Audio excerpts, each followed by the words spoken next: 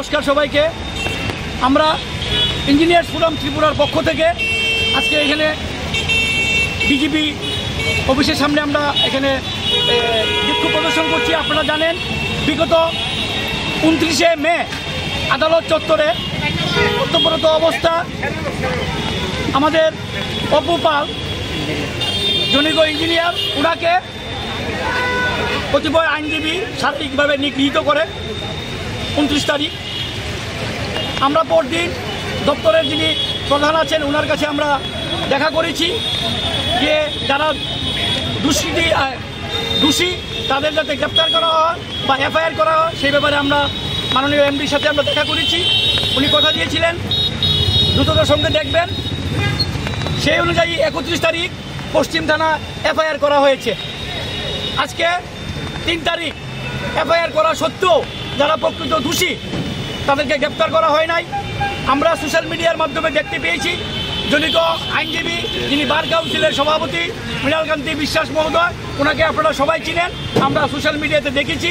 আমরা চাইছি যারা প্রকৃত দোষী পুলিশ প্রশাসন যেন তাদেরকে শনাক্ত করে অতি দ্রুত গ্রেপ্তার করে এবং আইন অনুযায়ী যেন ব্যবস্থা নেয়। আপনারা জানেন আইন সবার জন্য সমান, ছোট বড় এখানে নেই, ধনী দরিদ্র নেই।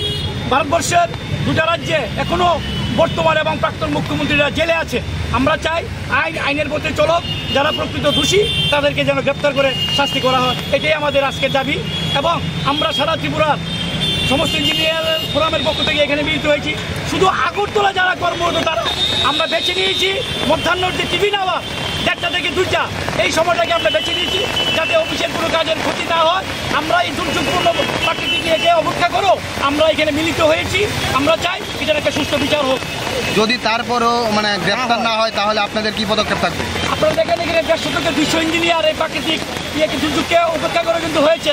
এটা তো মাত্র একটা ট্রেইলার, পিকচার তো আমি বাকি, এটা শুধু আগরতলার। আপনারা দেখবেন আগামী দিনে আমরা কি করি, আমরা সেইভাবে আমরা প্রস্তুতি নেব।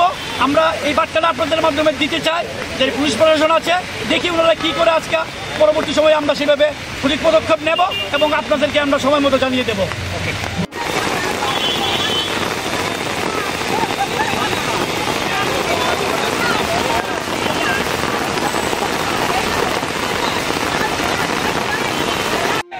অবস্থায় আইন অনুযায়ী শাস্তি প্রদান করতে হবে।